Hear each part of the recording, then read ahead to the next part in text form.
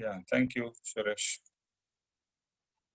जीव को ज्ञानी पुरुष के पहचान होने से तथा प्रकार अनंतानुबंधी क्रोध मान माया लोभ कम होता है, जिससे अनुक्रम से वह परिशीर्ण होता है। तो जैसे जैसे जीव को ज्ञानी पुरुष की पहचान होती है, वैसे वैसे क्रोध मान माया लोभ कम होता है। और ये एक सर्कल है और एक साइकिल है कि जैसे जैसे सत्पुरुष की पहचान जो जो होती है, वैसे वैसे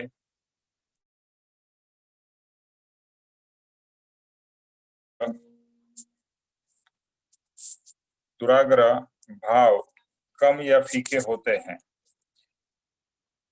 और अपने दोष के देखने प्रति चित्त होता है और अनुक्रम से पंच विषय के प्रति तीव्र भाव फीके या कम पड़ते हैं और वैराग्य जीव में आता है। तो जैसे जैसे हमें ज्ञानी पुरुष की पहचान होती है, पहचान मीन्स बाह्य से नहीं, अंतरंग से। जैसे जैसे हम ज्ञानी पुरुष को जानते हैं, उनको गुणों को पहचानते हैं, उनके प्रति हमें प्रेम श्रद्धा अर्पणता होती है, वैसे वैसे हमारे अंदर के अनंत अनुबंधी क्रोध मान माया लोभ वासना, ये सब ही जो कषाय है, वो अनुक्रम से कृपाणुदेव कहते हैं स्टेप बाय स्टेप वह कम होने लगते हैं। और फिर जैसे जैसे कम होते हैं, ऑब्वियसली एक दिन वो पूरी तरह से क्षय भी होते हैं। क्षय मीन्स टोटली कैंसल हो जाते हैं। तो सदगुरु की पहचान होने से जीव को अपने तरफ दृष्टि आती है। अभी तक हमारी दृष्टि कहाँ थी? तो बाह्य में थी, दूसरे पदार्थों में थी, दूसरे जीवों में थी। दूसरे के दोष हमें बहुत अच्छी तरह से और बड़े बड़े दिखाई देते थे। देखिए, आप देखिए, आपको दूसरे के दोष पहचानने में जरा भी तकलीफ नहीं होती है। दूसरे के दोष आप इतनी अच्छी तरह से पहचान लेते हैं और उसको आप बड़े भी कर सकते हैं। जैसे कभी पति पत्नी में झगड़ा होता है तो छोटा दोष भी हम कितना बड़ा करके एक्सप्रेस करते हैं। तो एक तो दोष हम दूसरे के इजीली पहचान लेते हैं और उसको बड़ा स्वरूप देके उसका बड़ा बतंगड़ भी बना सकते हैं। लेकिन अपने दोष, बड़े बड़े दोष भी हमें दिखाई नहीं देते हैं। लेकिन जब भी हम सत्पुरुष की पहचान होती है, यानी सत्पुरुष से एकता होती है, एक रूपता होती है, तो अपने दोष बहुत ही साफ हमें क्लियरली दिखाई देने लगते हैं और अपने दोष को निकालने के प्रति हमारा चित्त जाता है कि मेरे अंदर में ये दोष है, मुझे निकालना है। और अनुक्रम से यानी स्टेप बाय स्टेप। देखो, ये ओवरनाइट कोई मैजिक मिरेकल नहीं होने वाला है कि सदगुरु को पहचान लिया और कल सब दोष से रहित हो गए।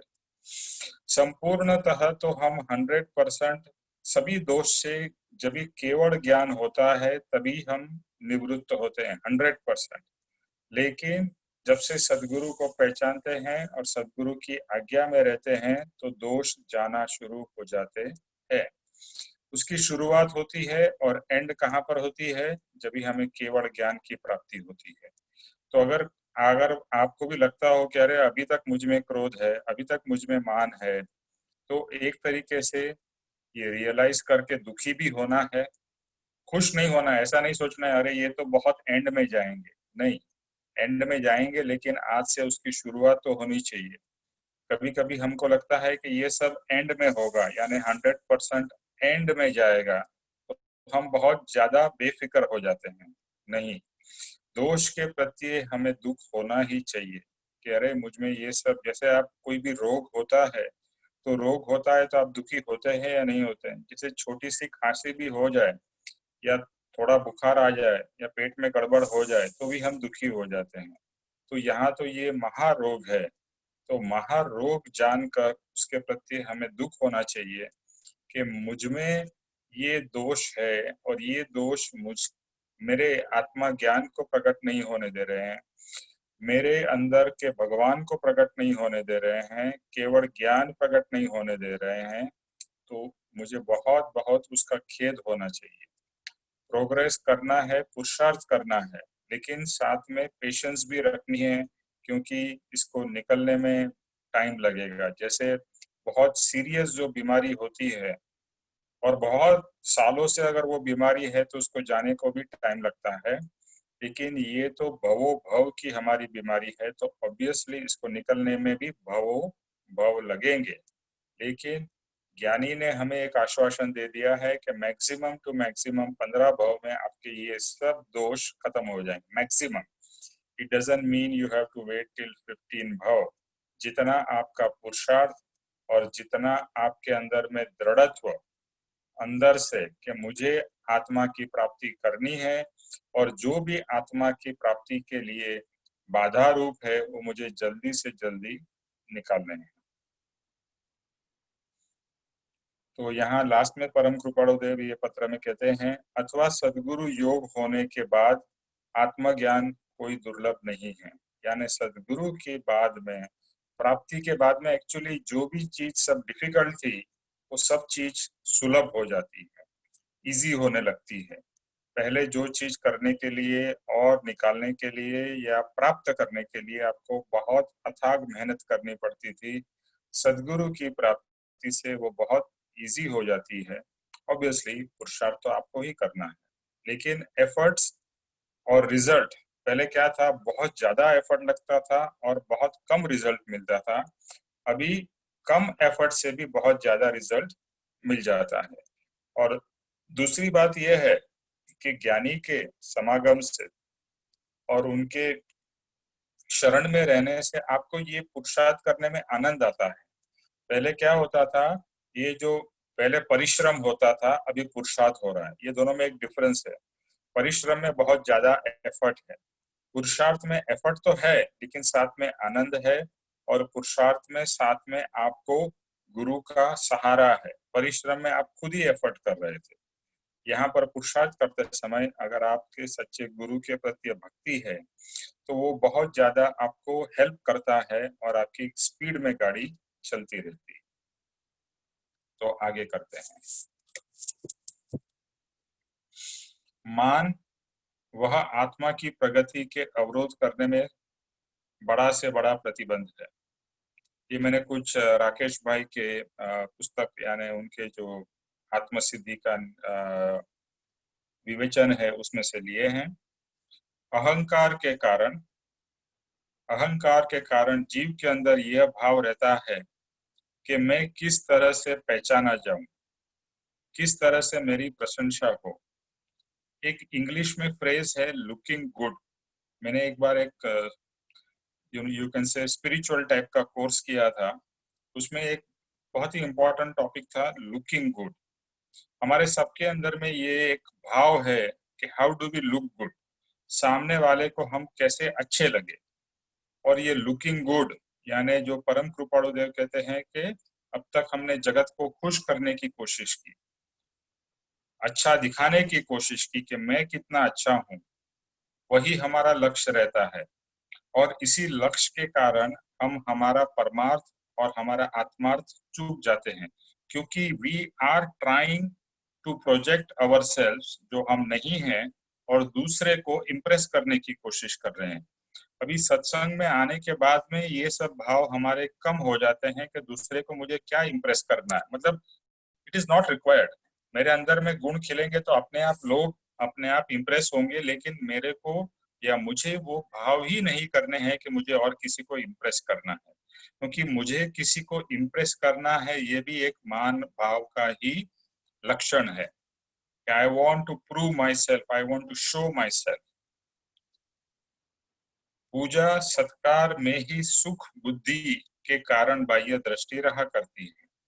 और जैसे हमने परसों किया था कि बड़े बड़े संत को भी पूजा सत्कार आदि के भाव रहते हैं कि लोग मेरी सत्कार करे, मुझे मेरी पूजा करे, मेरा ध्यान रखे।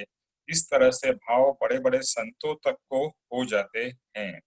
तो हम तो साधारण मनुष्य है, तो साधारण मनुष्य को तो फिर कितना चेतना चाहिए, कितनी जागृति रखनी चाहिए कि हम ऐसे स्लिपरी, ये क्या है, स्लिपरी पाथ है, तो ये स्लिप होना बहुत ही इजी है।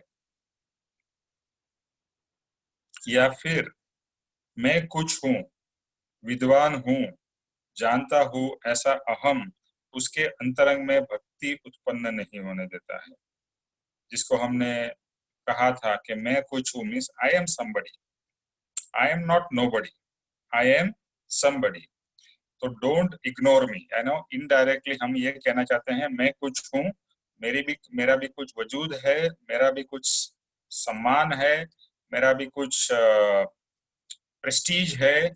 ये सब जो भाव है वह, और मैं विद्वान हूँ, मैं पढ़ा लिखा हूँ, मैं पैसे वाला हूँ, एक्सेट्रा एक्सेट्रा, ऐसा जो अहम उसके अंदर में भक्ति उत्पन्न नहीं होने देता।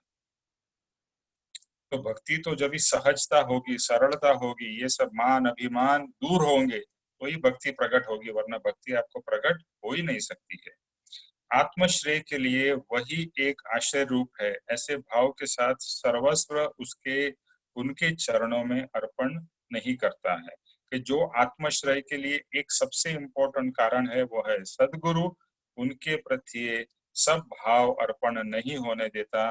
ये मान अभिमान घमंड, मान के कारण उसे सद्गुरु के प्रति परम प्रेम और भक्ति भाव प्रकट नहीं होते। ये जो हमने कहा आगे, सद्गुरु की अचिंत्य अनुपम अलौकिक दशा नहीं समझने के कारण उसके प्रति उल्लास भाव नहीं आता। अभी काफी बार ये होगा कि दूसरे लोगों को तो बहुत ये गुरु के प्रति भक्ति है। मान लीजिए अभी हम पापा जी की बात कर रहे हैं, तो आपको लगेगा अरे ये बाकी लोगों को तो बहुत पापा जी के प्रति भक्ति है, ऐसी भक्ति मुझे क्यों नहीं हो रही है। तो उसके दो कारण है। एक कारण है एक ऋणानुबंध।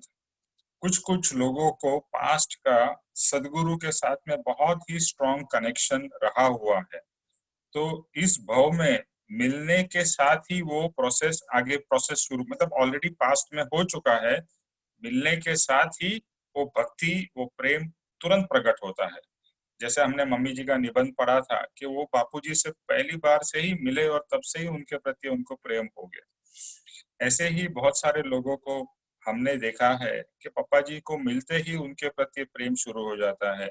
उनसे मिलते ही वो अपने आप को कंट्रोल नहीं कर पाते हैं। मैं एक एग्जांपल बताता हूँ। आई हैड टेकन समबडी, मैं और आरती पापा जी से मिलाने के लिए, वो फर्स्ट टाइम वो मिल रही थी। अच्छा, इंटरेस्टिंग बात ये थी कि वो पहली बार, मतलब सुबह में सत्संग था, तो उसको सत्संग में हम लोग लेके, वो और उसके उनके हस्बैंड को, और वो जैसे ही सत्संग में पापा जी आए तो उसके आंख में से आंसू ही निकलने लगे। यानी हर्ष के आंसू होंगे, ऑब्वियसली रो तो नहीं रही थी, और उसे समझ ही नहीं आ रहा था कि ऐसा क्यों हो रहा है। उसने सत्संग के बाद में कहा कि पापा जी को देख के I just could not control, मेरे आंख में से धारा बह रही थी। और उसी दिन ऐसा हुआ था कि जोगानुजोग दोपहर में पापा जी से मिलने का भी चांस मिला था, तो उनको हम लोग लेके गए थे। सेम सेम चीज हुई, पापा जी को मिली, वापिस सेम, आंख में से उसके पानी बहता ही जा रहा है, और वो बोल भी रही है कि मुझे समझ में नहीं आ रहा है क्या हो रहा है और क्यों हो रहा है। तो ये सब पूर्व का कनेक्शन होता है।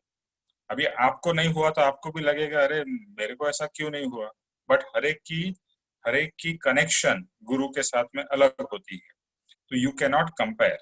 लेकिन एक बात जरूर है जो यहाँ पर राकेश भाई ने लिखी है कि सदगुरु का अचिंत्य अनुपम अलौकिक दशा समझने में नहीं आती है। जब हमें सदगुरु की अचिंत्य अनुपम, यानी ये सब उन्होंने एडजेक्टिव्स यूज किए हैं कि उनकी जो अद्भुत दशा है, अलौकिक दशा है, यानी पवित्र उनका जो स्वरूप वो प्रकट है, वो दशा जब तक हमें समझने में नहीं आती है या एक्सपीरियंस में नहीं आती है, तब तक वो उल्लास भाव भक्ति भाव प्रकट नहीं होता है। सिर्फ भक्ति भाव किसी के बोलने से प्रकट नहीं किया जा सकता है, जैसे कि प्रेम भाव है, वो प्रेम होता है, वो किसी के बोलने से कि इसके साथ में प्रेम करो वो प्रेम नहीं कर सकते हैं।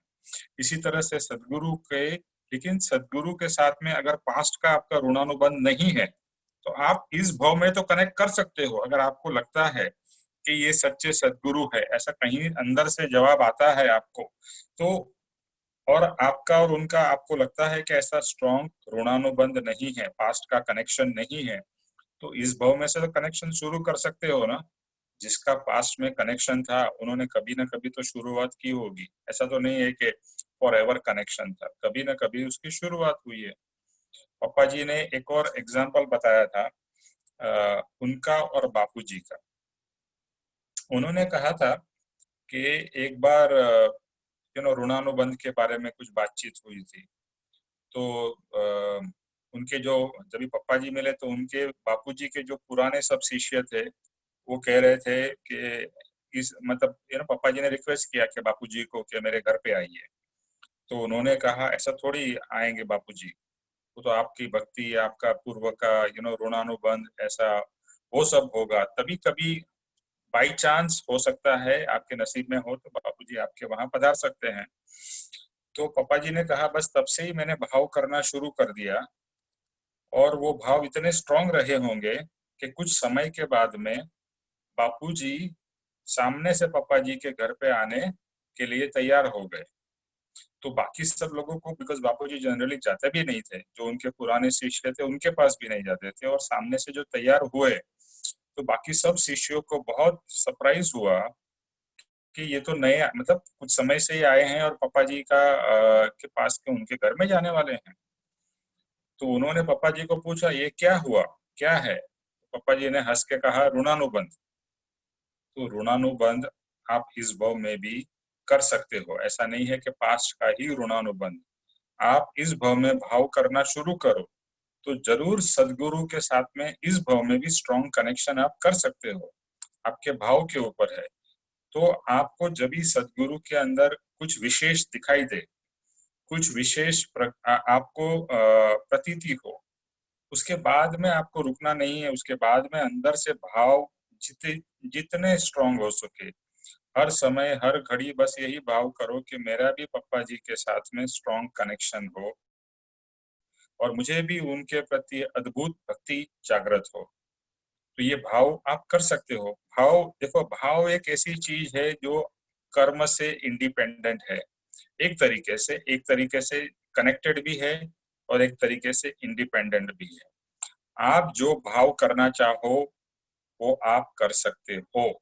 एक होते हैं रिएक्शनरी भाव, जैसे किसी ने आप पे गुस्सा किया और आपको रिएक्शन में भाव हो गया।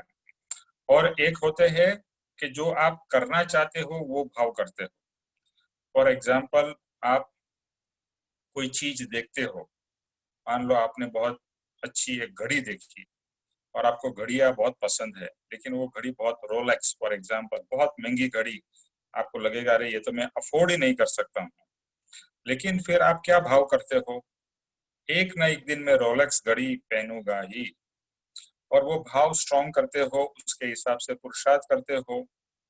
और हो सकता है, देखो कोई गारंटी नहीं है आपके कैसे भाव है और आपके कैसे कर्म के उदय है, लेकिन भाव अगर स्ट्रॉन्ग स्ट्रॉन्ग स्ट्रॉन्ग चलते रहेंगे तो आपको वो भाव शायद इस भाव में या आगे के भाव में प्रकट हो जाएंगे कि जिससे आपने जो कामना की है वो प्रकट होगी।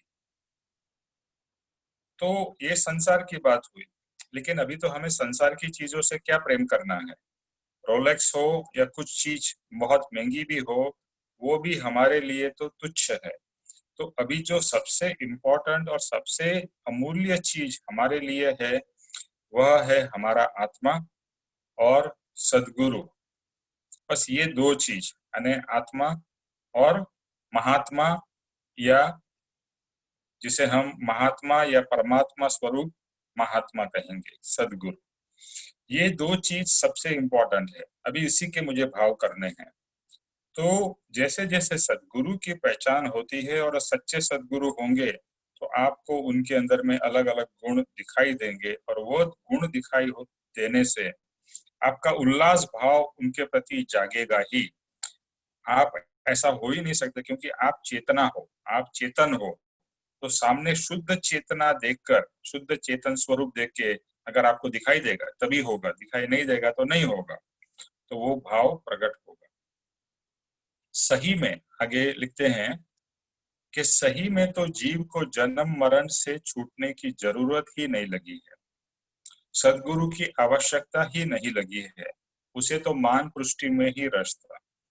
जब तक हम मार्ग में नहीं आए थे तब तक हमें जन्म और मरण से छूटने का कोई मार्ग होता है। भले हमने मोक्ष शब्द नाम से सुना था, लेकिन ऐसी कोई हमें इच्छा नहीं थी कि ये जन्म मरण से छूटना है, और सदगुरु की आवश्यकता भी इसके लिए नहीं लगी थी। बहुत से लोग कहते थे ना, ऐसा लोगों का तो उल्टा मानना है। उनको तो ऐसा लगता है कि गुरु के पास जाना वो तो एक बहुत नेगेटिव चीज है, क्योंकि कुछ टीवी में न्यूज में ऐसा देख लेते हैं और उनको लगता है कि सब गुरु चोर है, सब गुरु फ्रॉड है। इसके लिए गुरु के प्रति बहुत एक नेगेटिव धारणा काफी लोगों में है। लेकिन वो ये नहीं जानते हैं कि दो चार फल खराब होने से सभी फल खराब नहीं है। तो सदगुरु, अच्छे से अच्छे सदगुरु या ज्ञानी पुरुष हैं, आपको सिर्फ मात्र उनको ढूंढना है और सच्चे भाव से ढूंढना है। अगर आपके पास में है तो आप बहुत नसीब वाले हो, और नहीं है तो कृपाणु देव को प्रार्थना करिए कि मुझे हे परम कृपाणु देव सच्चे सदगुरु मिले जिससे मेरा कल्याण हो। और अगर दूसरे कोई व्यक्ति आपको इशारा करते हैं, कहते हैं कि पापा जी के पास जाओ या एक्स या वाई के पास जाओ, क्योंकि मैं उनको फॉलो करता हूँ और मुझे उनसे बहुत फायदा हुआ है, तो ट्राई करने में कोई हर्ज नहीं है। आप ट्राई करके देखिए। पापा जी कहते हैं साल 2 साल ट्राई करो, अगर आपका कनेक्शन हो गया very good, otherwise you are always free to go somewhere else.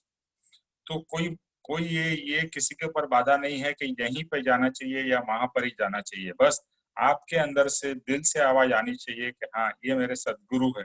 और हो सकता है वो इमीडिएटली आवाज ना आए तो रुकना है। ऐसा ही फर्स्ट मीटिंग में लव एट फर्स्ट साइट होता भी है, नहीं भी होता है, but love after some time भी होता है ना। हमारे सब हमने रिलेशनशिप में देखा है, ऐसा कोई लव एट फर्स्ट साइट हर समय नहीं होता है। कुछ समय लव एट फर्स्ट साइट होता है, कुछ समय साथ में रहने के बाद होता है। जैसे अरेंज मैरिज होती है तो एक दूसरे को जानते भी नहीं है, लेकिन धीरे धीरे धीरे प्रेम एक दूसरे के प्रति होता है, और शायद नहीं हो तो नहीं भी होता है। तो सही में जीव को जन्म मरण से छूटने की जरूरत ही नहीं लगी है, और सदगुरु की इम्पोर्टेंस या आवश्यकता नहीं लगी है। क्यों? क्योंकि वो अपने स्वच्छंद से भरा हुआ था। उसे जो लग रहा था मैं जो कर रहा हूँ सही हूँ, मेरी गाड़ी तो चल रही है, मुझे ये सब की क्या झंझट है। आपने भी आपके काफी फ्रेंड्स को या रिलेटिव्स को इस मार्ग के बारे में बताया होगा, लेकिन बहुत सारे लोग, मेजॉरिटी लोग उसमें इंटरेस्ट नहीं दिखाएंगे, या आपके ऊपर में आपको ही ताना मारेंगे या हंसेंगे, अरे तुम क्या ये सब करने में लग गए हो, एंजॉय करो लाइफ को, मजा करो। उनको ये नहीं पता है कि जो वो मजा समझ रहे हैं वो एक्चुअली सजा है, और जो हम कर रहे हैं वो रियल में मजा है, यानी रियल में आनंद है। अगर जीव का भाव अहम भाव नहीं मिलता है तो वो सदगुरु छोड़ने के, हाँ ओके, यहाँ पर वो कहते हैं कि समझो आप कोई सदगुरु को फॉलो करते हो, और अगर वहां पर आपको मान पान नहीं मिलता है, वहां पर आपको कोई, क्योंकि क्या होता है ना, बड़े बड़े लोग होते हैं तो उनकी तो हर जगह पे ऐसी एक्सपेक्टेशन होती है। जैसे बड़े बड़े मिनिस्टर्स हो गए, बड़े बड़े स्पोर्ट्स पर्सनालिटीज हो गए, उनको इतनी आदत हो जाती है स्पेशल अटेंशन की कि they expect special attention everywhere. मैं एक एग्जांपल बता रहा हूँ कि मेरे नेफ्यू की शादी थी, और वहां पर हम सब लोग लाइन में खड़े थे स्टेज पे जाने के लिए, उनको विश करने के लिए कपल को। और एक लोकल मिनिस्टर आया, लोकल पॉलिटिशियन है, मिनिस्टर नहीं था, वो भी पॉलिटिशियन लोकल। तो वो मेरे साड़ू भाई को कहता है, मतलब उनके ही बेटे की शादी थी, कि क्या करना है, क्या करना है, मतलब how do I go on the stage, indirectly asking that I don't obviously want to stand in the line, लंबी कतार में मुझे नहीं खड़ा रहना है, आप मुझे सीधे ऊपर लेके जाओ। ऑब्वियसली बड़े पॉलिटिशियन थे, उनको लेके गए।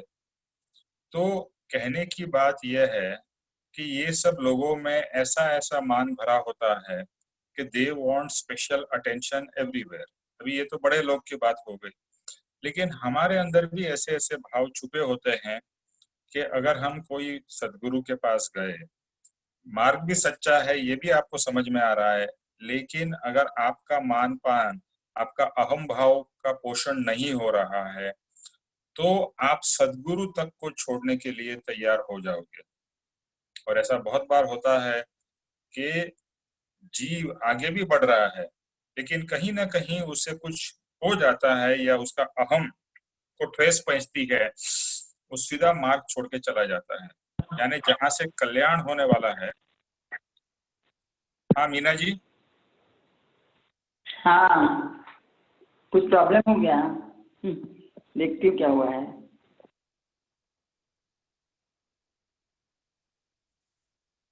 तो बेसिकली ये बहुत सारे लोगों के साथ में देखने को आता है कि वो मार्ग में आते हैं, आगे भी बढ़ रहे हैं, बट फिर कहीं ना कहीं से उनको कुछ विकल्प हो जाता है, उनका कुछ मान अभिमान जो भी कह लो उसको ठेस पहुंच जाती है।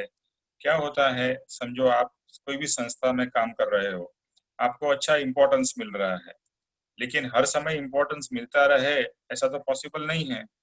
और पापा जी, मैं ये पापा जी की बात बता रहा हूँ कि वो टाइम टू टाइम अलग अलग लोगों को प्रमोट मीन्स उनको एक्सपोज करते हैं, संस्था के कामों के लिए आगे बढ़ाते हैं।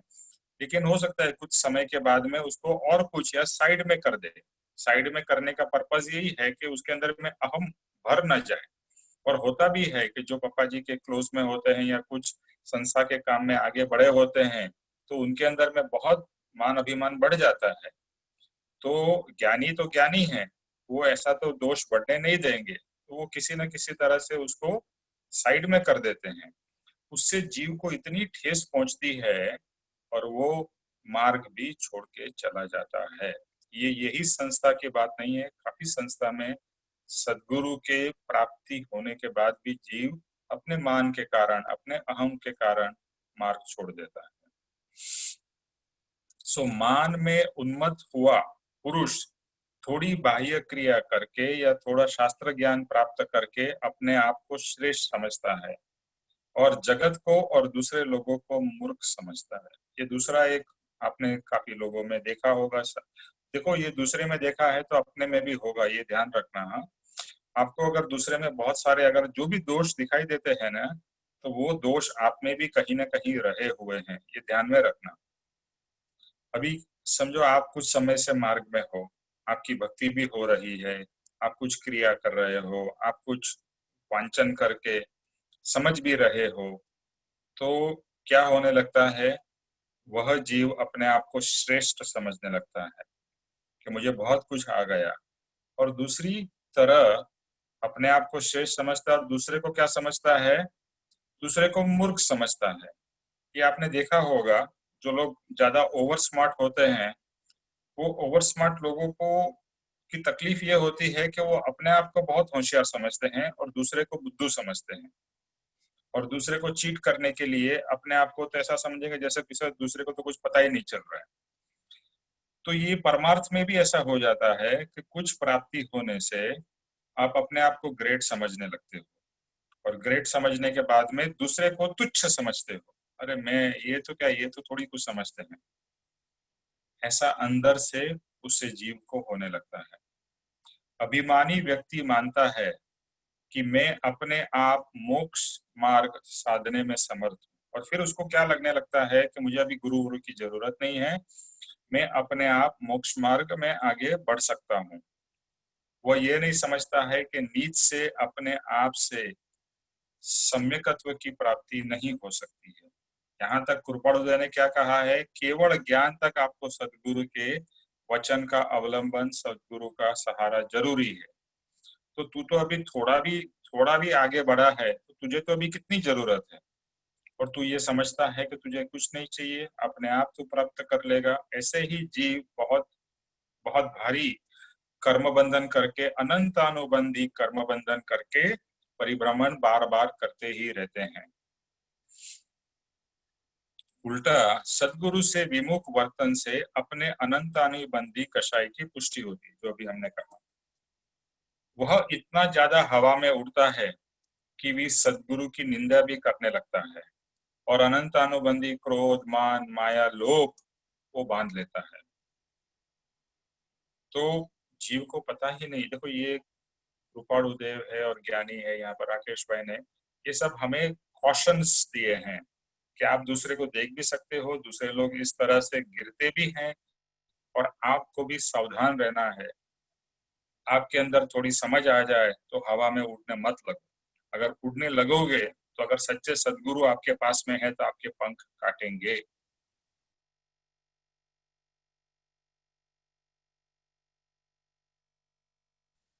ठीक है, तो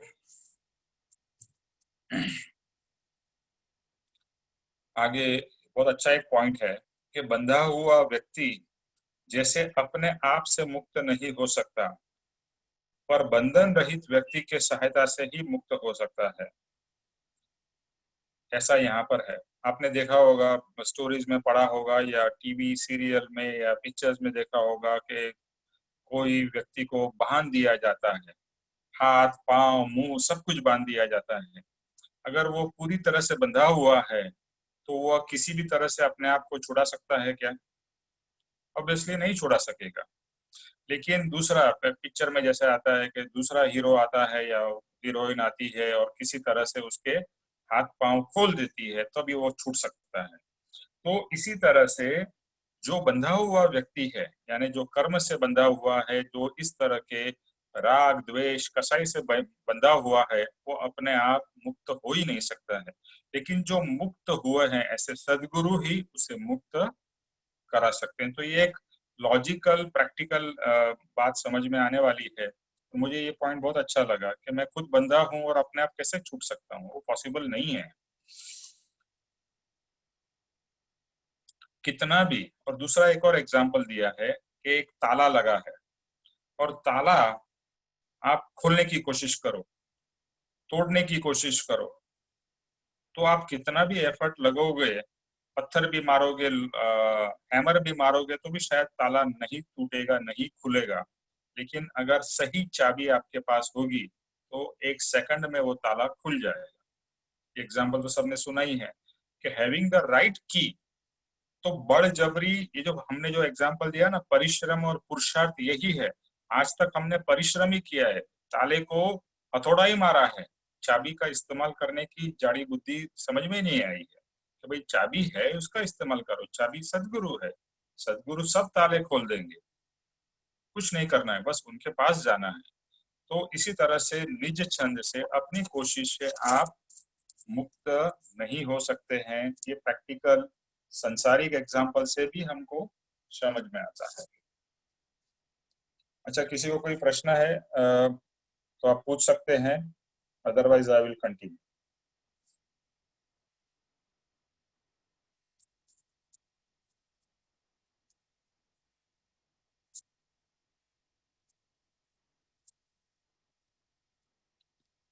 ओके, तो आगे बढ़ते हैं। शत्रु को तो कोई मूर्ख या मूढ़ मनुष्य भी क्षण भर अपने पास रखने की इच्छा नहीं करेगा। मान लो आपके पास में कोई शत्रु है, तो क्या कोई भी व्यक्ति वो शत्रु को साथ में रखने की इच्छा करेगा या कोशिश, यानी वो रखेगा क्या? ऑब्वियसली रखेगा भी नहीं और इच्छा भी नहीं करेगा। तो फिर हम ये सब शत्रु को क्यों साथ में रख रहे हैं? ऑब्वियसली समझ में ये आता है कि ये सब शत्रु है, आज तक हमें पता नहीं चला। ये रोग है, ये हमें पता नहीं चला। तो ये सदगुरु के कारण हमें समझ आ रही है, परम कृपाणु देव सदगुरु के कारण हमें समझ आ रही है कि ये सब दोष है, ये सब दुश्मन है तुम्हारे, और तुम्हारे को मोक्ष प्राप्ति से रोक रहे हैं। तो आत्मार्थी जीव वह अपनी आत्म प्रगति को रोकने वाले ऐसे मानादि महाशत्रु का नाश ही इच्छेगा। अगर आप सच्चे मुमुक्षु हो तो आप अपने मान का नाश ही इच्छोगे। लेकिन आगे आएगा आत्मार्थी और मतार्थी। लेकिन जो मतार्थी होगा वह अपने मान का ही पोषण करता जाएगा। मानादिक शत्रु महान। देखो कृपाणु देव का एक एक शब्द, एक एक वचन बार बार हमारे अंदर में घूमता ही रहना चाहिए कि ये मान मान मान मान मुझे बार बार मार रहा है, तड़पा रहा है और मुझे बहुत वीक कर रहा है। देखो, जिसको मान होता है ना, वो अपने आप वीक हो जाता है, जिससे मान नहीं है वो स्ट्रांग होता है। ये बात समझिएगा। मानादि को जड़ मूल से ही उखाड़ कर फेंक देना, वही मेरा सर्वप्रथम और सर्वप्रधान कर्तव्य है। ऐसा आत्मार्थ जीव को समझ में आता है कि मुझे किसी भी तरह ये सब मान सम्मान और ऐसे सब भाव से मुक्त होना है।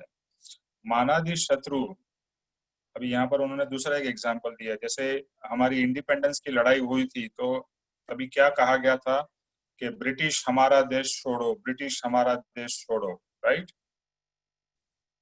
तो यहाँ पर उन्होंने लिखा है कि मानादि शत्रु मेरा देश छोड़ो। अभी हमारे को इंडिपेंडेंट होना है, यानी हमें इंडिपेंडेंस चाहिए। मुझे मुझे मेरी पूर्णतः से इंडिपेंडेंस चाहिए। आज तक मैं बंधा हुआ हूँ, भवो भव से बंधा हुआ हूँ, यही सब कारणों से। तो अभी मेरा देश, ये मेरे शत्रु, आप मेरा देश छोड़ो।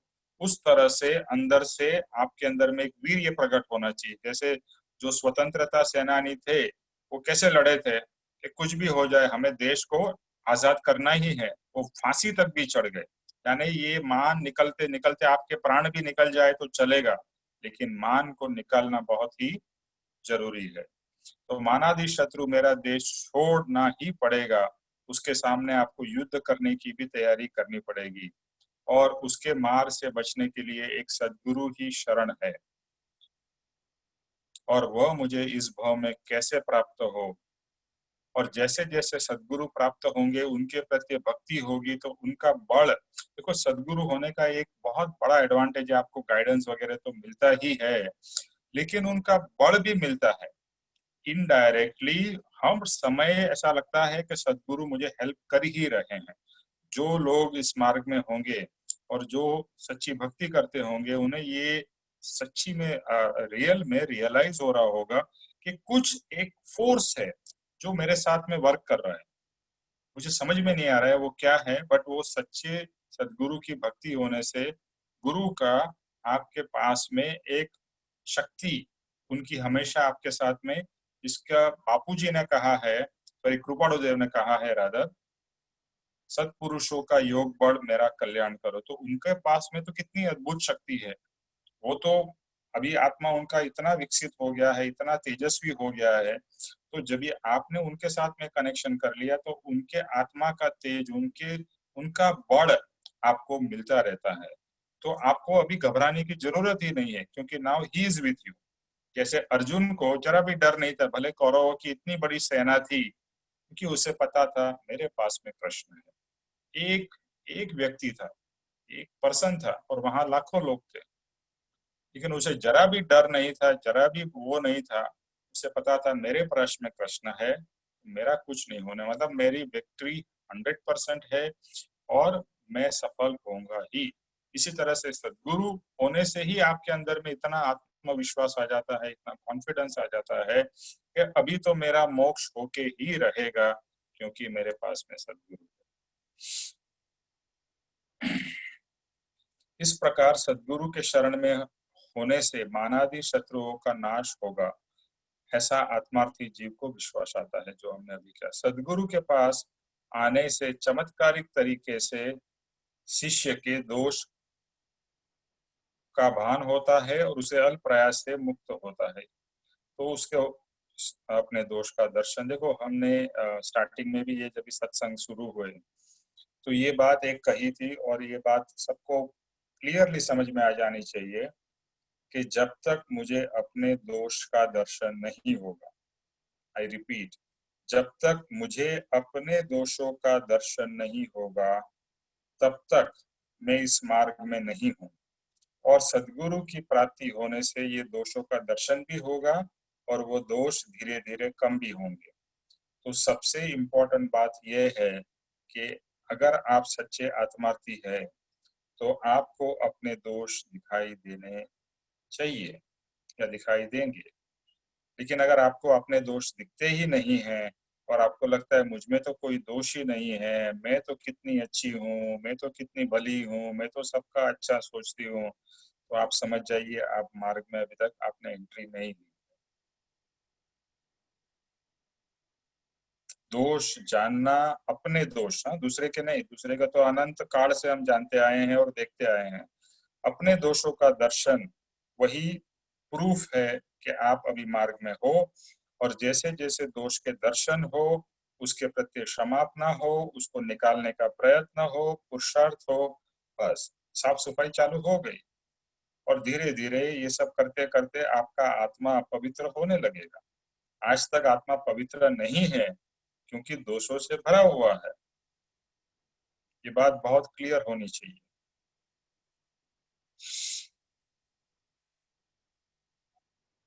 कभी शिष्य को कड़क और कठोर शब्द भी गुरु कहते हैं। जैसे टीचर होता है या माँ बाप होते हैं तो हर समय बच्चे को प्यार प्यार नहीं करते हैं ना, कभी कठोर शब्द या कड़क शब्द भी कहते हैं, क्योंकि कभी गुस्सा भी करते हैं। पहले के जमाने में तो मार भी पड़ती थी, अभी थोड़ा चेंज हो गया सीन। तो क्यों? क्योंकि उसको चेंज करने के लिए, उसको सुधारने के लिए। माँ बाप गुस्सा क्यों होते हैं या टीचर क्यों गुस्सा करती है, टीचर क्यों पनिशमेंट देती है? उसको सुधारने के लिए, उसके कल्याण के लिए। टीचर कोई सैडिस्टिक पर्सन नहीं है कि उसको पनिशमेंट देना अच्छा लगता है, ऐसा कोई एक आधा हो सकता है, बट इन जनरल टीचर को बच्चे का कल्याण ही लक्ष्य में होता है, इसलिए वह कठोर शब्द भी बोलते हैं, कभी कभी गुस्सा भी करते हैं।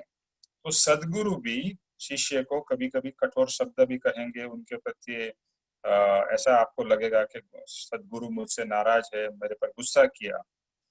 तो ये सब आपके भले के लिए है। मुझे तो काफी बार, और जो भी सच्चा पुरुषार्थी होगा, मुमुक्षु होगा, उसे सदगुरु की डांट न पड़ी हो, ऐसा होना, मैं ऐसा मानता हूँ कि ऐसा तो नहीं हो सकता है, कभी न कभी पड़ी होगी। और आप उनको ही डांटते हो जिनको आप अपना समझते हो। तो अगर सदगुरु की डांट पड़ भी रही है तो आप समझिए आप, आपको वो अपना समझ रहे हैं, इसके लिए आपको कुछ दो कड़क शब्द बोल रहे हैं।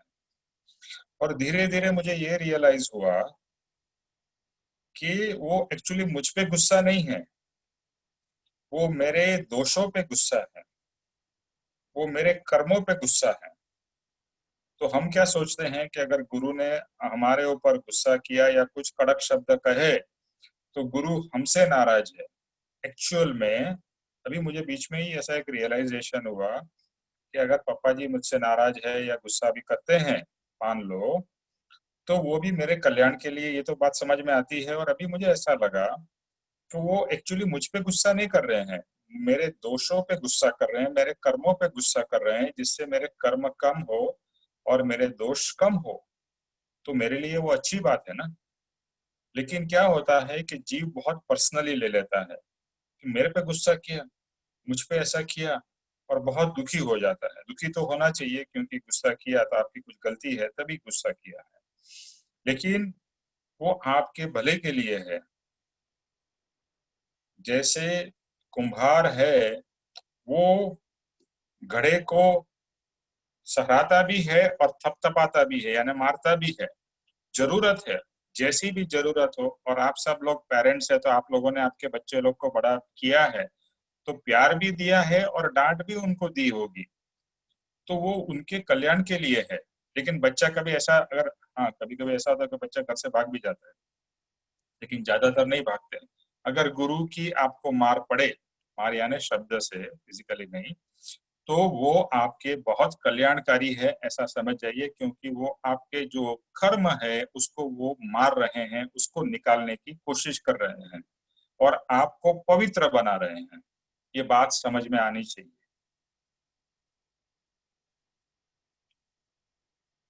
कि अभी मुझे समझ में आ रहा है कि, सॉरी, एक एग्जाम्पल इन्होंने दिया है कि सूर्य के कठोर किरण भी कमल की कली को प्रफुल्लित कर देते हैं, वैसे ही सदगुरु के कठोर वचन उसके मन को प्रफुल्लित, आनंदित करते हैं। तो जो सच्चा शिष्य होगा, देखो, जो शिष्य सच्चा नहीं होगा जो मान से भरा होगा वो कुछ डांट या स्ट्रॉन्ग वर्ड्स सुनने के बाद में वहां से भागेगा, क्योंकि उसका मान उसे बोलेगा कि यहाँ अभी एक समय के लिए भी रुकना नहीं है। लेकिन जो सच्चा शिष्य होगा वो जानेगा कि गुरु गुरु को क्या लेना देना है मुझसे, अदरवाइज उन्होंने मेरे कल्याण के लिए कुछ कहा है, भले कठोर भी शब्द कहा है, वो मेरे कल्याण के लिए, तो he should be very happy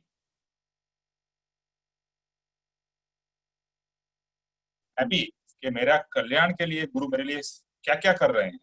वो खुद मेरे लिए गुस्सा हो रहे हैं, वो भी मेरे कल्याण के लिए है। तो बहुत बहुत तरीके से गुरु हमको साम दाम दंड भेद जिसे कहते हैं, अलग अलग प्रकार से गुरु शिष्य को ग्रूम डेवलप करते जाते हैं। बस आप उनके शरण में रहिए, जो भी करे just accept it, accept accept accept, बस मेरे कल्याण के लिए है। और गुरु कल्याण के सिवाय और कुछ नहीं करते हैं। उनके वो दो ही रीजन के लिए एक्चुअली वो जीते हैं, एक है अपना आत्मा का प्रोग्रेस और अपने पूर्व कर्म का निकाल, और दूसरे शिष्य का कल्याण। तो शिष्यों का कल्याण ही सोचेंगे, अकल्याण कभी भी नहीं सोचेंगे। ये भाव मन में बहुत स्ट्रांग होना चाहिए। मुझे भी कभी कभी ऐसा अंदर से काफी बार फील हो जाता है कि अभी मैं यहाँ से छोड़ के चला जाऊं, बट नहीं, तभी समझ में आता है कि ये तो गलत बात है। अगर कुछ भी हुआ है तो भागना नहीं है। जो मैं कहता हूँ, ट्रेन से उतरना नहीं है, कुछ भी हो जाए, ट्रेन रुक जाए, तकलीफ हो, ट्रेन की लाइट बंद हो जाए, ये हो जाए, बैठे रहो, ट्रेन वापिस शुरू होगी, वापिस आगे बढ़ेगी और आप आगे उसके साथ में बढ़ोगे ही। तो यही एक समझ बहुत जरूरी है। गुरु के प्रति प्रेम कम नहीं होना चाहिए। गुरु ने डांट दिया, गुरु ने हमको प्यार किया तो हमारा प्रेम बढ़ गया, और गुरु ने डांटा तो हमने हमारा प्रेम गुरु के प्रति कम कर दिया। एक्चुअली ऐसा ही होता है, ऐसा नहीं होना चाहिए। डांटा तो भी प्रेम बढ़े और प्यार किया तो भी प्रेम बढ़े। बस प्रेम गुरु के प्रति बढ़ाते ही जाओ, बढ़ाते ही जाओ। पापा जी ऐसा कहते हैं, वन साइडेड लव, गुरु के प्रति वन साइडेड लव। गुरु कुछ दे या नहीं दे, देखे या न देखे, आपको स्माइल करे, इग्नोर करे, कुछ भी करे, आपका प्रेम उनके प्रति एक धारा चलता जाए। आप देखिए आप क्या प्रगति होगी। तो यहाँ पर एक और लास्ट पॉइंट, एक दो चीज, छोटी चीज मैं कहना चाहता हूँ कि जो थोड़ा भी आगे बढ़ता है तो उसके अंदर में खुद गुरु बनने का भाव प्रकट होने लगता है। वो भी एक मान भाव है। जैसे अभी कोई भी गुरु के अंदर में शिष्य हो, उनकी प्रोग्रेस अच्छी होती है तो वो आगे ऊपर बढ़ते हैं, तो कभी कभी किसी को ऐसा मान भाव आ जाता है कि अभी मैं गुरु बन जाऊं, मुझे गुरु बनना है, मेरे अंदर में ऐसी सब कैपेबिलिटी आ गई। हमेशा हमेशा हमें शिष्य बनने के ही भाव रखने हैं। गुरु बनने के भाव वही मान भाव है।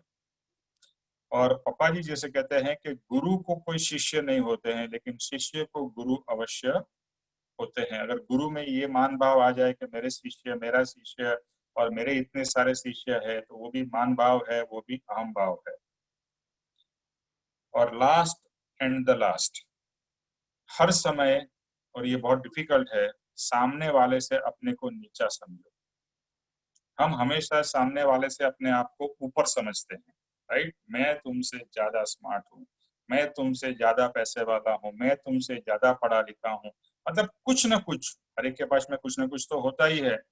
और वो जो मान है उससे ये फील कराता है, I am bigger than that fellow. मैं सामने वाले से मैं कुछ अलग हूँ, मैं कुछ आगे हूँ। तो एक बहुत अच्छी एक कविता थी मेरे पास में, ढूंढ के मैं शेयर करूंगा, गुजराती में थी, बट उसमें यही है कि मैं आपसे नमता हूँ, मैं आपसे नीचा हूँ। ये नीचा होने का भाव ये बहुत यूजफुल भाव है। ऊपर होने का भाव वो बहुत डेंजरस भाव है। ओके, तो ये गाथा यहाँ पर एंड होती है। किसी को भी कोई प्रश्न हो, कुछ पूछना हो तो जरूर पूछिए।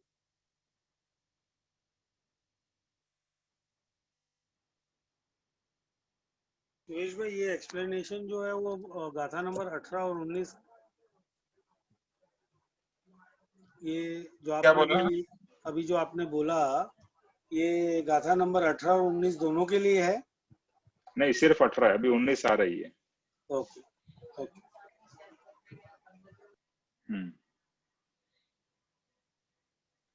और किसी को कोई प्रश्न है?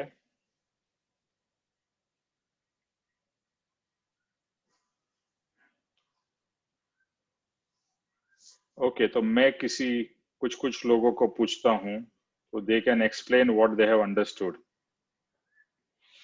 पिंकी जी, आप शेयर करेंगे आपने इस गाथा के बारे में क्या समझा है?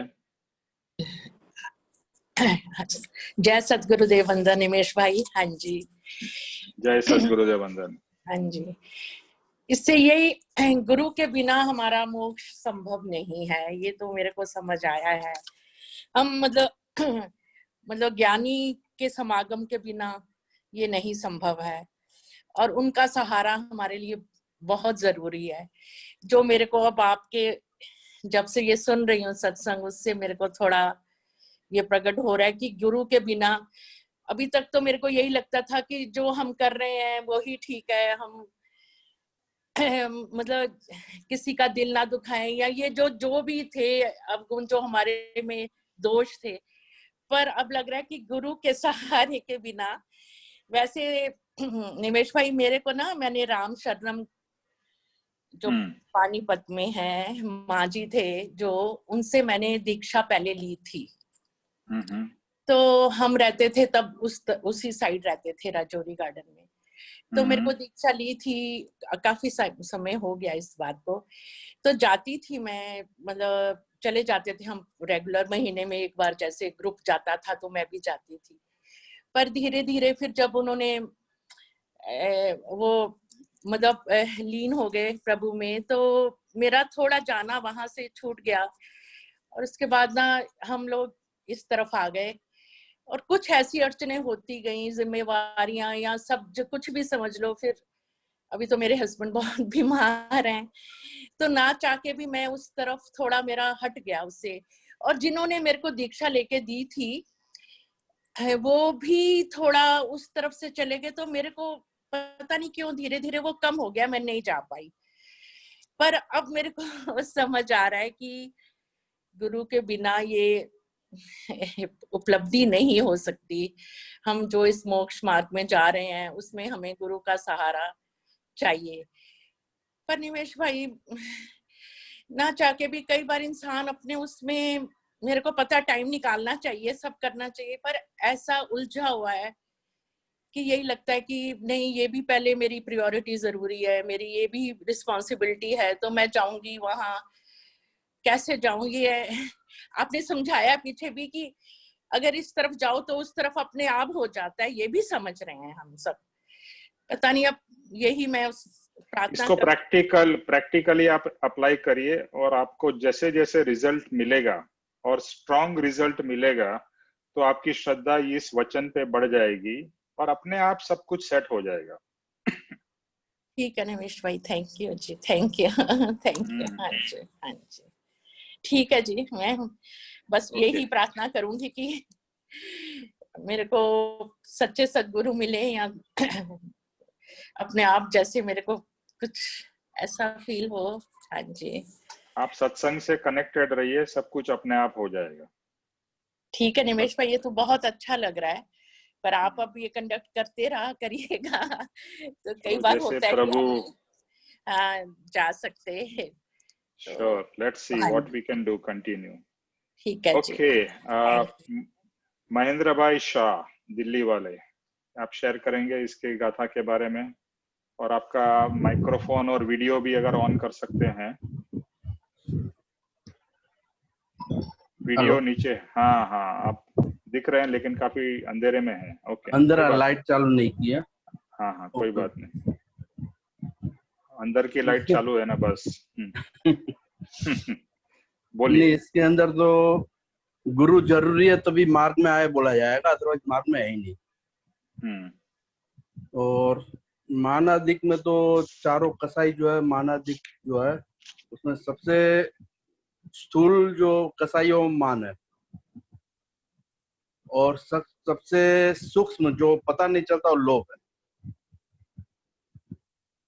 तो मान तो गुरु के बिना कोई तोड़ नहीं सकता, क्योंकि गुरु ही जैसे कुंभार थपथपाता है, कभी सहलाता है, वैसे ही और आपने जो बोला ना कि गुरु का गुस्सा, वो मैंने भी महसूस किया है और हमने खाया भी है।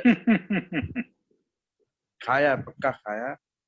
दूसरा, पहली बार मिले थे तब आपने बोला ना आंखों से आंसू, वो भी मेरे साथ ही हुआ है। अच्छा, तो ये सारा एक्सपीरियंस हो चुका है। तब गुरु के बिना तो गत नहीं है, जो बोलते ना, गुरु के बिना जा ही नहीं सकते आगे।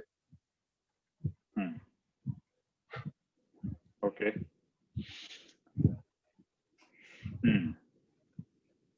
Okay, Sweety ji.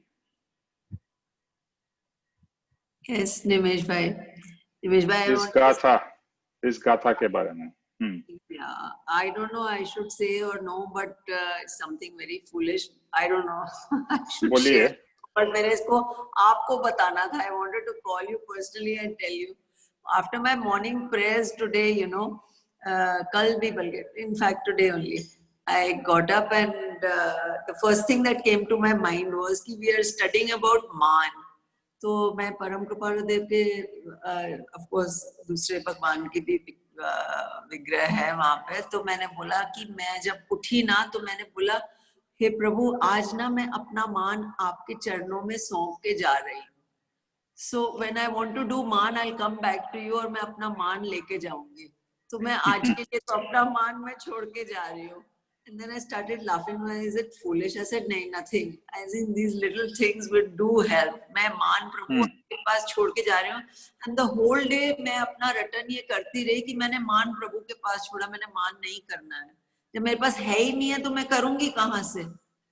So the whole day, you know, it kept, I mean, pondering over my mind. It kept hovering, you know, that मेरा मान मैं वहीं प्रभु के पास छोड़ के आई हूँ।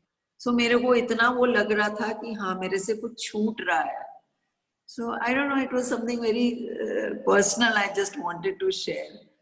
और अपने स्वच्छंद को रोकने से, जैसे आप कहते हैं, जो हमारा महाशत्रु है इस मान, मान का डेफिनेशन ही हमको नहीं पता चलता। सोचते हैं कि हम करते ही नहीं है, बट हर छोटी चीजों में मान होता है। मैंने ये डिश बनाई, तारीफ करो, तो नहीं करेंगे तो यू नो कि मेरे मान को, मेरे ईगो को हर्ट होता है। वही when I am putting up a facade, कि मैं दूसरों को इम्प्रेस करने के लिए इतनी चीजें कर रही हूँ और मेरे को नई एक्नॉलेजमेंट मिलती है लोगों से, तो then you know I am hurt somewhere. कि आदमी को ये लगता है कि मतलब I have no place in there, पर उनकी उसमें ऐसे लगता है। छोटी छोटी चीजों में इतना, even before your family, first किन एंड किड्स में यू ऑलवेज शो कि हाँ ये मैंने किया है, I have done this for the family, मैंने ये किया है। लिटिल डू वी रियलाइज कि इन चीजों का मान गर्व नहीं करना है, it's not duty, nothing, but अपने आप को बढ़ावा देना है। बट सदगुरु की शरण में जाते हैं तो समझते हैं कि ये सब चीजें नहीं करने की एक बात नहीं है। I guess I feel, I felt कि जैसे आपसे भी यू नो, उनसे, गुरु से तो संपर्क कम होता है। यू नो आप लोगों के साथ में हम रहते हैं, सो मेनी सीनियर मुमुक्षु, जैसे सुप्रिया जी के साथ भी, यू नो, एंड रूपा बहन के साथ भी, I mean with you also. So when we are there, you know, we learn so many things. इतनी चीजें आप लोगों से ग्रहण करते हैं कि अपने आप ऐसे लगता है कुछ चीजें तो अपने आप छूट सी गई हैं। मान तो of course it is a very, बहुत बड़ा अहंकार, एक ऐसी चीज है जो नहीं इजीली छूट सकता। बट यस, आप लोग ना हमें अपने आप से दर्शन कराते हैं। प्रभु के वचन तो हैं ही हैं, but I think we are getting closer to ourselves. अपने आप की हमें रियलाइजेशन हो रही है। सेल्फ रियलाइजेशन तो नहीं है, बट यस, अपने अस्तित्व से we are getting closer to ourselves. And moksha, of course, I think it's just a 3-letter word अभी तक तो, बट यस, छूटना है चीजों से, हर चीज से, मान से, स्वच्छंद से छूटना है। जुड़ना किससे है? गुरु के वचनों से, गुरु के पास जाने से। ये चीजों की रटन करेंगे तो आई एम श्योर कहीं ना कहीं तो गेटिंग क्लोजर टू 15 भव। You are within, not closer. Just trying, Nimesh bhai. And Yes. I must thank you for your, it's commendable what you're doing, really. Thanks. बस मैं अपना फायदा कर रहा हूँ. That's been very modest. Okay, who else would like to share about this गाथा 18? आपको क्या समझ में आया? हाँ बोलिए सुरेश जी. मैं एक्चुअली आपका नाम लेने वाला था, बट गुड. आपका हाथ को थोड़ा नीचे कर दीजिए और बोलिए. आपका आवाज नहीं आ रहा है. माइक आपका म्यूट पे है. Hello hello. हाँ अभी आ पहले रहा है. मैं भाव कर रहा था निमेश भाई मेरा नाम ले, पर मैं देखा कि आपने कहा कि और किसी को बोलना है, तो फिर मैंने नहीं, एक्चुअली मेरे को आपके भाव मिल गए थे. मैं आपका नाम भी लेने वाला था, थैंक यू. लेकिन मैंने बोला कि फिर अभी ओपन. आज जब मैं आपसे पूछा कि ये 18-19 साथ में है क्या, तो मेरे एक छोटा सा भाव प्रकट होता है कि हम सतगुरु की महात्म्य के ऊपर में बातें कर रहे हैं कि सतगुरु से क्या क्या फायदे हो सकते हैं और उनसे क्या क्या हमें मिल सकता है. मेरा मानना है कि इस जर्नी में जो भी मुझे आत्मा का परिचय करवाएगा, जो भी मुझे आत्मा के नजदीक लेके जाएगा, वो मेरे लिए गुरु है. और सदगुरु तो वो हो गए जो कि उन सब गुरुओं के गुरु है, तो सदगुरु हो गए.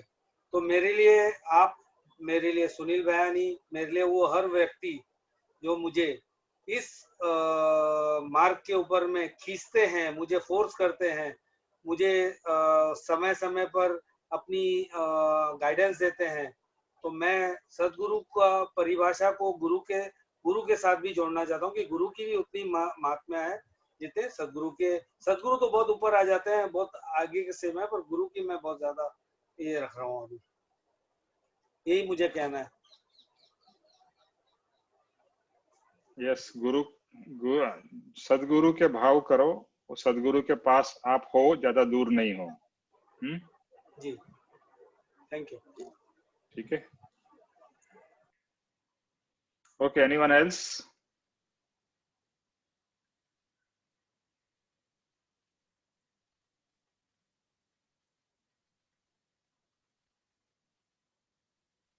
सोनिया जी, आपको अभी एक तक हमने सुना नहीं है. I don't remember. Sonia ji, आप कुछ शेयर करना चाहेंगे इस गाथा के बारे में? सोनिया गुप्ता. मैं आज गई ही थी किसी काम से, तो मैंने अभी ज्वाइन किया आपका सत्संग. अरे वाह, वेरी गुड. चलो, आपका प्रेजेंस तो मार्क हो गया. I didn't want to miss, I don't like to miss anything. तो जितना भी मैं उसको कर सकती हूँ उतना भी I'll try my best. Sure. आज थोड़ा सा अगर मैं और सुनूंगी तो फिर मैं आपको कुछ और. No problem. Okay, so anybody else wants to share? Then otherwise we move to the next गाथा. Time limited है, लेकिन फिर भी next गाथा का थोड़ा वो कर लेंगे और फिर बाद में आगे का डिटेल में कल करेंगे. Okay, so हम लोग गाथा नंबर 19 पे जाते हैं. जे सदगुरु उपदेश थी पाम्यो केवल ज्ञान, गुरु रया छदमस्त पण विनय करे भगवान. जो सदगुरु के उपदेश से शिष्य को केवल ज्ञान प्राप्त होता है. इसका मैं मीनिंग लिखा रहा हूं, आपको लिखना है तो लिख लीजिए. जो सदगुरु के उपदेश से शिष्य को केवल ज्ञान मतलब अल्टीमेट ज्ञान प्राप्त होता है. गुरु अभी भी छदमस्त है. गुरु रया छदमस्त मीन्स अभी तक उनको केवल ज्ञान नहीं हुआ है. अभी तक वो कुछ कर्मों के आवरण से अभी भी ढके हुए हैं. फिर भी यानी इसमें कहने की बात यह है कि शिष्य गुरु से आगे निकल गया है. फिर भी वह शिष्य जो भगवान बन गया है, देखो केवल ज्ञान हो गया मतलब आप भगवान ही हो गए. वो भगवान हुआ शिष्य भी अपने गुरु जो उनसे पीछे रह गए हैं उसका विनय करता है, उसका आदर सत्कार करता है, उसको अपना रिस्पेक्ट पे करता है. तो इस गाथा में उसकी बात है कि गुरु से भी शिष्य आगे बढ़ सकता है। इसमें 2-3 चीजों की बात है जो हम लोग डिटेल में कल करेंगे, कि ऐसा नहीं है कि आप गुरु से आगे नहीं निकल सकते हो, वो आपके पुरुषार्थ पे है। और हो सकता है कि गुरु के ऐसे कुछ भारी कर्म हो तो जो गुरु को निकलने में उससे टाइम लग सकता है। ऐसा नहीं है कि गुरु में समझ नहीं, गुरु में सब कुछ है, लेकिन कुछ कर्म आपके कम होने से आप आगे निकल सकते हो, आपका पुरुषार्थ आगे हो सकता है, आप स्पीड में आगे बढ़ सकते हो, ऐसा पॉसिबल है। ऐसा कहा जाता है कि एक समय में सौभाग्य भाई, कहा जाता है कि सौभाग्य भाई कृपाणु देव के गुरु थे वो इन सम ऑफ द पास्ट भाव, लेकिन इस भाव में कृपाणु देव आगे निकल गए। तो ऐसा पॉसिबल होता है कि गुरु से भी शिष्य आगे निकल जाता है, और एक्चुअली गुरु बहुत खुश होते हैं। ऐसा गुरु को ऐसा फीलिंग नहीं आता अरे मेरे से आगे निकल गया, गुरु तो खुश होते हैं। गुरु का एक ही भाव रहता है कि सब शिष्य प्रगति करे और मोक्ष की प्राप्ति करे। तो अगर कोई मोक्ष के एकदम पास पहुंच गया तो गुरु तो खुश ही होंगे, लेकिन गुरु जो भी भाव कर रहे हैं वो गुरु के भाव है। लेकिन शिष्य के क्या भाव है? शिष्य तो अभी अल्टीमेट डेस्टिनेशन पे पहुंच गया है, केवल ज्ञान पे पहुंच गया है, फिर भी वह शिष्य गुरु को अपना रिस्पेक्ट देता है और अपने केवल ज्ञान का क्रेडिट गुरु को ही देता है।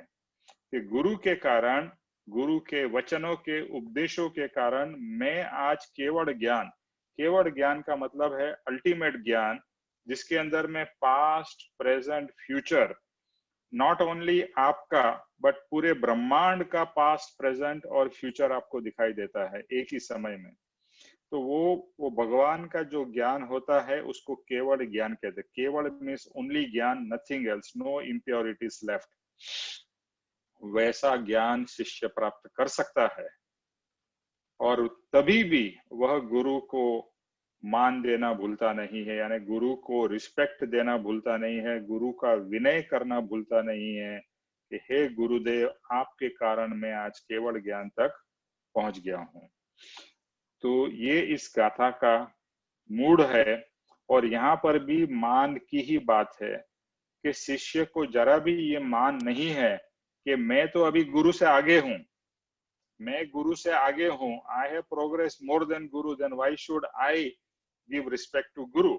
In fact the other way around होना चाहिए कि गुरु को मुझे अभी रिस्पेक्ट देना चाहिए बिकॉज मैं गुरु से आगे हूं। नहीं, गुरु तो गुरु ही है और हर समय गुरु रहेंगे। जैसे माता पिता होते हैं, माता पिता से यानी फादर से, लेट्स से फादर ने कोई बिजनेस शुरू किया, वही बिजनेस उसने अपने बेटे को सिखाया, और बेटा और बहुत ज्यादा तरक्की करके बहुत बड़ा बिजनेस सेटअप कर लेता है। तो इसके वजह से क्या वो बड़ा और पिता छोटे नहीं हो जाते हैं? जो पिता का जो मान, सम्मान, सत्कार होना चाहिए वो बेटे को या अपने टीचर को कभी नहीं भूलना चाहिए, कि जिसके कारण आप यहाँ तक इतने आगे तक आ गए हो। तो गुरु भले पीछे रह जाए, छदमस्त यानी गुरु अभी भी मोक्ष की प्राप्ति गुरु को नहीं हुई है, तो ऐसा कोई एक तो नियम नहीं है कि शिष्य गुरु से आगे नहीं बढ़ सकता है, पहली ये बात है। लेकिन जो शिष्य आगे बढ़ भी रहा है वो गुरु की शिक्षा के कारण ही बढ़ रहा है, ये बात तो पक्की है। और जो सच्चा शिष्य होता है, जो इवन भगवान स्वरूप भी हो जाता है, वो भी अपने गुरु को नमस्कार करता है। और आपने शास्त्र में भी पढ़ा होगा कि कृष्ण हो, राम हो, भगवान हो गए हैं, फिर भी वो अपने गुरुदेव को हमेशा प्रणाम करते हैं, नमस्कार करते हैं, उनका आदर सत्कार करते हैं। तो इन्हीं के पास से उन्होंने सीखा है, इनसे ही सीख के वो इतने आगे बढ़े हैं। ऑब्वियसली उनमें कैपेबिलिटी हो तो ही आगे बढ़ सकते हैं। तो यानी अपना मान कभी भी, अगर मान है तो उसको केवल ज्ञान होगा ही नहीं, पहली बात तो ये है। अगर मान है आपको केवल ज्ञान नहीं होगा, period, that is very clear. यानी मान, क्रोध, मान, माया, लोभ, कोई भी दोष अगर आप में होगा तो आपको केवल ज्ञान नहीं हो सकता है। सो अल्टीमेट स्टेज पे तो सब ही दोष से मुक्त हो गए तो ही आपको पवित्र ज्ञान की प्राप्ति हो सकती है, उसके बिना हो ही नहीं सकती है। अगर है तो वो ज्ञान नहीं होगा, और अगर ज्ञान हो गया तो मतलब सब दोष से आप मुक्त हो गए हो। तो ये इस गाथा का मर्म है, जिसको हम डिटेल में कल करेंगे। लेकिन ये एक भाव आपके साथ में आ जाए कि हम भी हमारे पुरुषार्थ के ऊपर डिपेंडेंट है, और गुरु के वचन और गुरु के आज्ञा के ऊपर हमें पूर्ण श्रद्धा हो, तो हम कहां से कहां पहुंच सकते हैं। और ऑब्वियसली नॉर्मली तो यही होता है कि गुरु पहले मोक्ष में जाते हैं, फिर शिष्य जाता है। बट ये एक्सेप्शन भी कृपालु देव यहाँ बता रहे हैं कि एक्सेप्शनल केस में ऐसा भी होता है कि शिष्य पहले मोक्ष में चला जाता है, शिष्य को पहले केवल ज्ञान हो जाता है, फिर भी वो गुरु का विनय नहीं चुकता है। तो अभी जो गाथा नंबर 19 से जो शुरू होगा वह सब्जेक्ट है विनय का। कि अभी तक हमने मान स्वच्छंद को देखा कि जो विनय करने नहीं देता है, हमें अपने से बड़े लोगों को, अपने से बुजुर्गों को, अपने शिष्य, अपने टीचरों को, अपने गुरु को, आजकल वेस्टर्न कल्चर आ गया है, और western culture means everybody is equal. और अपना भारतीय कल्चर है कि जो हमसे बड़े हैं, जो बुजुर्ग है, उसको हम बहुत रिस्पेक्ट से बात करते हैं, उनका आदर सत्कार करते हैं। लेकिन कहीं न कहीं ये सब उल्टे कल्चर आ जाने से हम भी अपने माता पिता का अनादर कर देते हैं, माता पिता के बारे में उल्टा सीधा भी बोल देते हैं, उनसे भी झगड़ा कर लेते हैं। और उनको आपको पता ही है, बहुत सारे जगह पे देखा है, पिक्चरों में देखा है और पढ़ा भी है न्यूज़पेपर वगैरह में, कि माँ बाप को घर से निकाल दिया जाता है। वही माँ बाप जिसने आपको बड़ा किया, जिसने आपके पाल पोस के आपको यहाँ तक लेके आए, और उसी माँ बाप का आप विनय नहीं करते हो, आदर नहीं करते हो। इसी तरह से गुरु का भी आप विनय नहीं करते हो, आदर नहीं करते हो। ये स्वच्छंद आपको ऐसा दिखलाता है कि मैं अपने बल से आगे निकला हूँ। अरे तू अपने बल से कैसे आगे निकल सकता है? ये तो तेरा कुछ पुण्य होगा, तू आगे निकल गया। लेकिन जिसके कारण तू आगे आया है वह है तेरे माता पिता, तेरे टीचर्स, तेरे गुरु, तेरे कोच। ये सब लोगों के कारण तू आगे आया है, वरना तो अपने आप आगे कभी नहीं आ सकता था। तो ये विनय का मार्ग है। देखो, इस आत्मसिद्धि करते करते दो चीजों के बारे में कृपालु देव हमेशा बताते रहते हैं। एक तो आपके दोष के दर्शन कराते रहेंगे कि क्या क्या ऑब्स्टेकल्स है, क्या क्या हमारे अंदर में बड़े बड़े दोष हैं, गलतियां हैं। और ऑन दी अदर साइड क्या क्या गुण हमको ग्रहण करने हैं। अगर ग्रहण किए हैं और उसका हम पालन नहीं करते हैं, तो कृपालु देव हमें याद करवाते हैं कि विनय करना कभी भी मत भूलना। विनय बहुत ही इंपॉर्टेंट है। Vinay means to pay respects to our elders, to our seniors, to our guru, to everybody. In fact you should pay respect to everybody. जैसे हमने लास्ट गाथा करते करते कहा, मैं सबसे नीचे हूं। Don't think you are on top. आप जब भी अपने आप को नीचा सोचोगे ना, तो आपके अंदर में विनय आएगा। और अभी आप अपने आप को ऊपर समझोगे तो आपके अंदर में मान घमंड आएगा। कृपालु देव अपने शिष्य को भी जब भी पत्र लिखते थे तो दासानुदास लिखते थे कि मैं आपका भी दास का भी दास हूं। तो जरा भी एक अंश मात्र भी अहंकार नहीं, एक मात्र भी अपना स्वच्छंद नहीं, मैं कुछ हूं। इतने महान महापुरुष परम कृपालु देव, वो भी अपने शिष्य से क्षमा मांगते थे कि मैंने आपके साथ में कोई दोष किया हो, उसकी मैं क्षमा मांगता हूं। उनके कुछ पत्रों में उन्होंने ऐसा भी लिखा है। तो कितना निर्मलता है।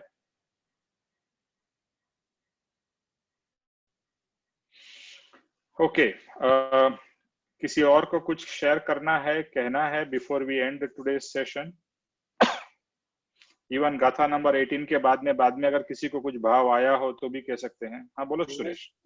छंद मस्त का मेरे को थोड़ा डिफाइन करिए ना प्लीज। ओके, कल हम लोग करने वाले थे, लेकिन छदमस्त, छदमस्त मीन्स छदमस्त।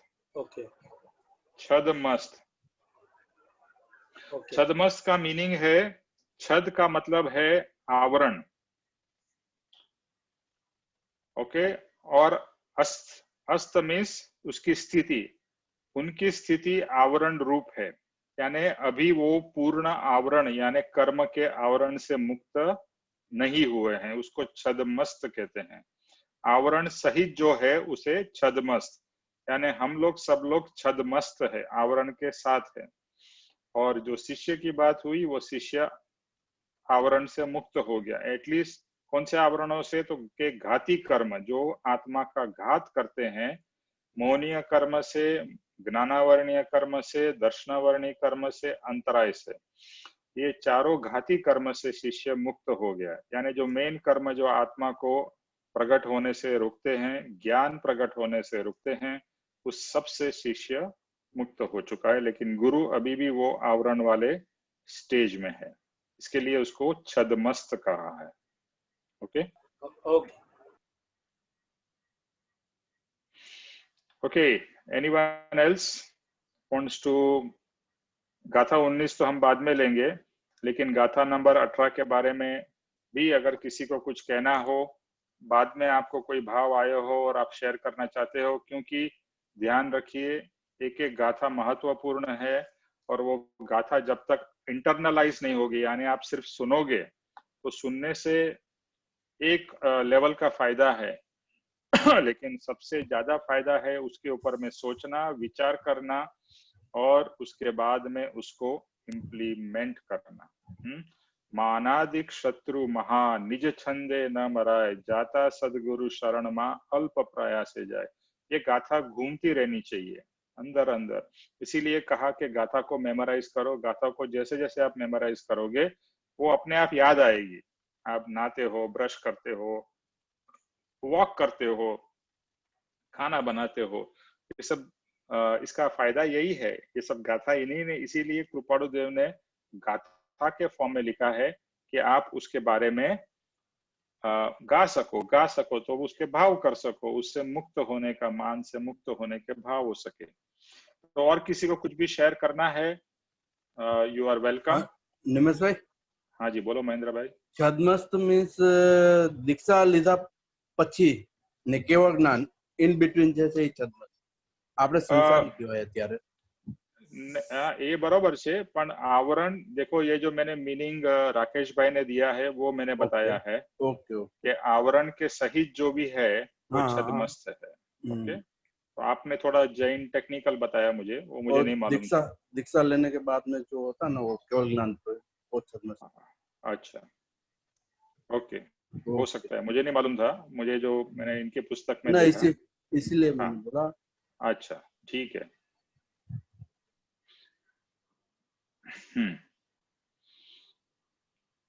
ओके, अभी हम रश्मि से पूछते हैं। रश्मि, जिनको बोलना बहुत अच्छा लगता है, तो रश्मि पहले तो आप गाथा नंबर 18 का बारे में बताओ और फिर आप जय स्वरूप करिए। रमेश भाई सबकी तरह रिपीट करूंगी मैं भी। हाँ तो अच्छा है ना, आप रिपीट करोगे तो आपका पक्का होगा ना। देखो, आप रिपीट भले कितना भी कोशिश करो, आपसे रिपीट नहीं होगा, आपके अंदर का जो है वही प्रकट होगा। ठीक है, आप अपने भाव से बोलो जी। तो जैसे इसको मैंने 4 उसमें पॉइंट में करके समझा है गाथा को। तो उसमें जैसे पहला पॉइंट ऐसे रखा है कि सत्पुरुष का समागम होने पर ही मतलब सत्पुरुष का समागम हो जाने के बाद में एक मतलब बिल्कुल भी मुश्किल ही नहीं लगेगा आपको मार्ग में, मतलब मार्ग की प्राप्ति कभी मुश्किल नहीं लगेगी जब आपका सत्पुरुष के साथ समागम हो जाएगा। तो और फिर सद्गुरु की शरण में जाने के बाद मतलब उनकी भक्ति से उससे ही हमको फल प्राप्त होगा। उनके भक्ति का फल मतलब सद्गुरु का जो महात्म्य है वो उनकी भक्ति से भी मतलब वो तब भी अपने पर अपने को वो मार्ग पे लाएंगे, वो अपने को उससे भी फल मिलेगा, भक्ति मात्र से भी फल मिलेगा। और सद्गुरु के शरण से जब आत्मज्ञान जो आत्मज्ञान है वो आज की बात नहीं है, त्रिकाल में हमेशा पहले भी सत्य है, अभी भी सत्य है और आगे भी यही सत्य रहेगा कि सद्गुरु के बिना कभी भी मोक्ष मार्ग की प्राप्ति नहीं होगी। तो त्रिकाल में हमेशा त्रिकालवर्ती सत्य माना जाएगा कि सत्पुरुष के बिना हम नहीं जा सकते हैं मोक्ष में। और फिर सद्गुरु के आश्रय को मिलने के बाद जो अपनी मति कल्पना है, जो अपना मान आग्रह वगैरह जैसे है, वो सबकी निवृत्ति तभी हो सकती है, ज्ञान के बिना निवृत्ति नहीं हो सकती है, उनके आज्ञा और ज्ञान के बिना। और जैसे उनके वचनों को सही प्रकार से अपन समझ कर और भक्ति पूर्वक भाव पूर्वक अगर अपन उसको करेंगे तो ही आत्मज्ञान संभव है। अगर उनके वचनों को भक्ति भाव पूर्वक अपन उसको फॉलो नहीं करेंगे, सिर्फ सुन रहे हैं, तो भी आत्मज्ञान सम्यक दृष्टि संकेत की प्राप्ति कभी भी नहीं होगी। जी निमेश भाई, बस यही समझ में। Okay, very good. अभी आप जय स्वरूप ले लीजिए।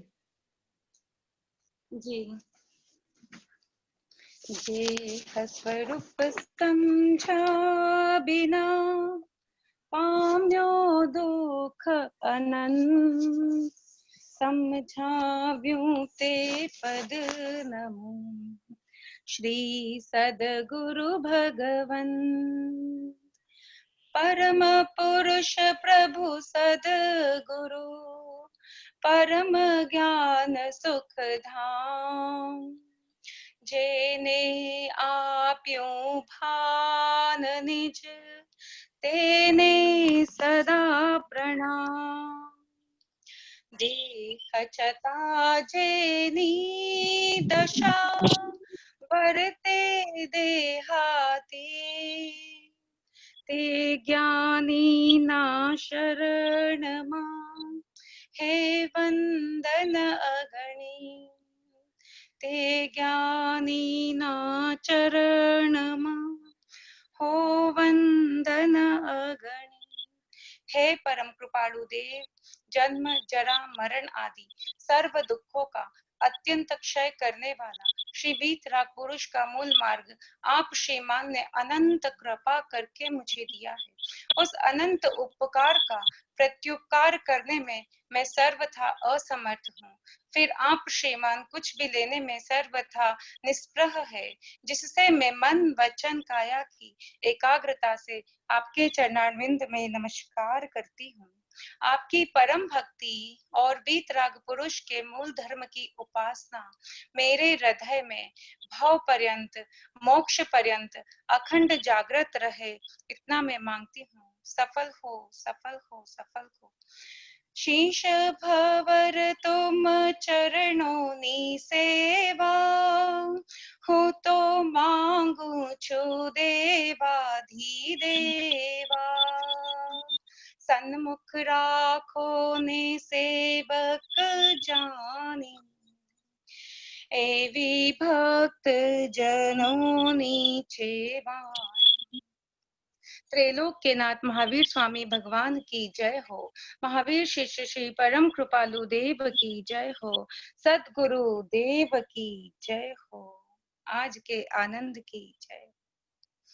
प्रणाम निमेश भाई, थैंक यू। जय सद्गुरुदेव वंदन। जय सद्गुरुदेव। जय गुरुदेव। जय जय गुरुदेव। जय सद्गुरुदेव।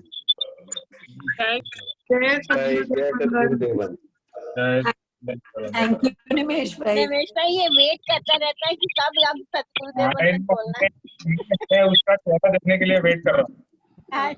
जय सद्गुरुदेव। हेलो, जय सद्गुरुदेव वंदन। हाय बेटा। Thank you. Thank you to you as well. जय सद्गुरुदेव वंदन निमेश भाई। जय सद्गुरुदेव वंदन पूजा।